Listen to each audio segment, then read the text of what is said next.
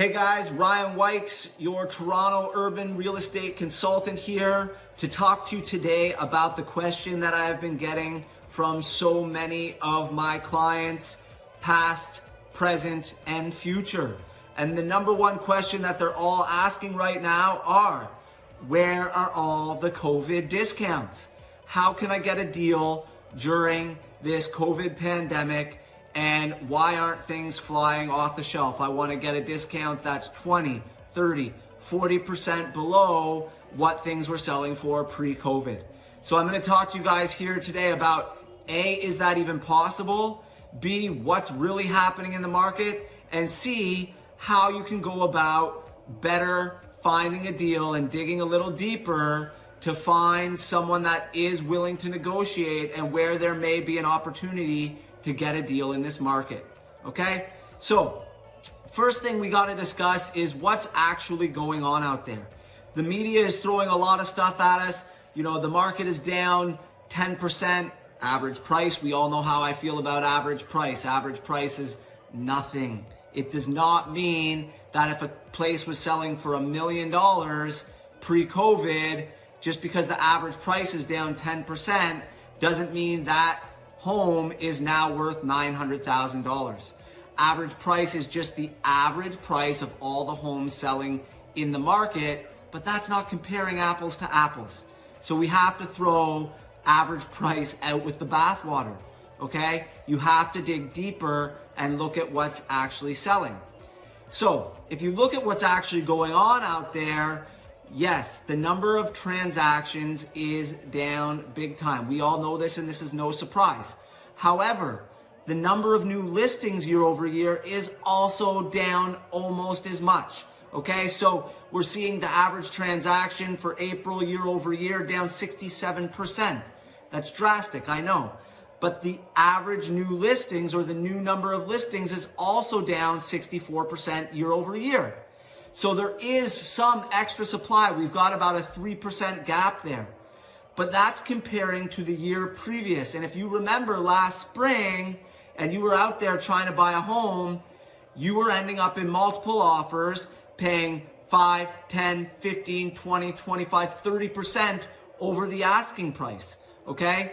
Now, that is being corrected given the COVID pandemic, and you are able to now find yourself in a situation where you're actually able to negotiate with the sellers and try to come to a deal that makes everyone happy. You can go in with conditions, you can feel comfortable, and you can make moves as recommended by your agent that will help get you the best price, okay? But it's just evening the market.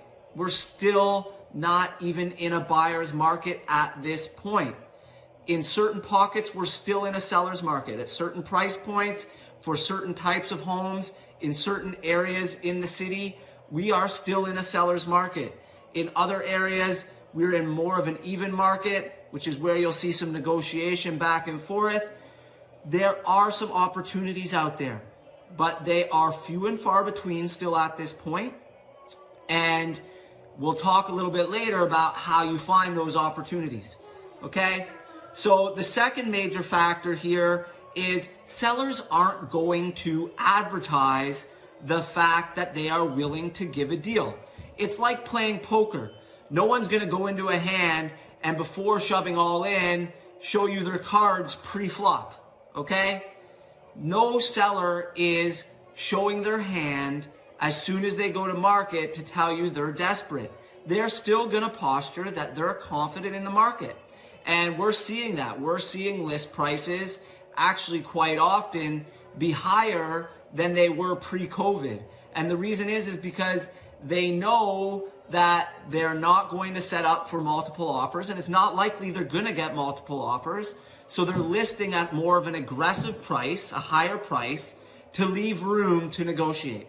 Okay, so we're actually seeing higher list price in some segments of the market, not lower list price. They're not going to give it away. They're not going to show you they're desperate. There's the odd one out there, and trust me, I've seen them and I've sent them to clients, but they sell instantly within hours, if not, minutes. They're selling that quickly if they're showing that they're desperate, and there's few and far between. Okay, so they're not going to show you their hand before you even get to the negotiating table. The third thing, as I've already pointed to, you now do have the opportunity to negotiate. So you have to use that opportunity, okay? So you have to take shots now. You have to put in offers, try to work out a deal that both you and the seller are happy with, and that you're gonna walk away from the table feeling like you got a good deal on the house and that or the condo, and that you're happy with that deal, okay?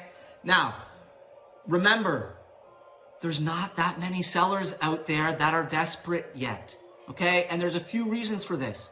First, mortgage deferrals, okay? People are able to defer their mortgages for at least 6 months if they do qualify, and that could get extended depending on how long this state of emergency and this pandemic carries on for. So you have to understand that they aren't yet desperate. The second big point here is that the majority of people who have lost their job, and I'm sorry for all of those of you who have lost your job, but the majority of people that have lost their jobs are actually in lower income brackets of $40,000 or less. And most of those people are not homeowners. So you don't have that many homeowners who have been put out of work that are currently desperate either, okay? And on to my next point. There are still lots of buyers and active buyers in the marketplace. I've spoken with quite a few top mortgage brokers in the city, and they are all pre-approving record numbers of people, okay? So they have record numbers of applicants filing for pre-approvals to prepare themselves to purchase. Now, we don't know why all of these buyers are necessarily getting pre-approved and looking to purchase and preparing to purchase, but if they're all lining up in hopes to get a deal, the more people that are out there putting in offers, the fewer deals there are, okay? So, now I know you all want to know, how do I find a deal? It's a great question. First off, there's certain pockets where you can find a deal. For instance, in condos, small one bedrooms under $600,000 are still performing really well. Small two bedrooms under $750,000 in the urban market are still performing quite well. You can find some comparatively discounts in the higher end one bedroom, and then the two bedroom and larger condo units over $1 million. There will be some opportunity there. And there's certain aspects that you can look for to find the opportunities. Okay? Have they been sitting on the market? How long have they been on market? How many days on market? Were they listed before? Is this the first time they've been listed? Okay? What's their competition like in the building? Is there more than one similar the same layout in that building available? These are some signs that there could be opportunity. All right. Now, if you look at the single family housing market, it is the same. There's certain pockets that are still super competitive. We're still seeing, last week we still saw in the urban Toronto market over 60% of homes that were sold at or above the asking price, which means they sold very quickly and likely had multiple offers. Okay, so houses between $800,000 and $1.5 million are still very competitive and very attractive to many buyers out there, as that's where the majority of buyers are qualifying. Now, if you can afford a home in the $2 million to $3 million, $4 million range, there is some opportunity there, and we are seeing discounts of 5, 10, 15% on these types of homes. As I said, first you need to be working with a professional who's able to build relationships and find opportunities for you with other agents, and you just got to take some shots. You got to find a property you like, you've got to take a shot, put in an offer, trust in the real estate professional that you're working with, that they're going to be able to negotiate the best deal for you, okay? So The second part of this that I wanted to talk about right now is I get this question a lot. Is it a good time to buy? Okay? No one has a crystal ball and no one has the perfect answer. Trying to time the real estate market is like trying to time the stock market. It is almost impossible, and those who try to buy at the bottom usually get burnt, okay? So what I recommend to my clients at a time like this is, if you are looking for a certain particular type of property and a property that is of interest to you, fits your criteria, is in the area that you want to live, is in the price point that you're looking for, take a shot at it. And if you get it for a price that you're happy with, walk away happy. Could the price go down further?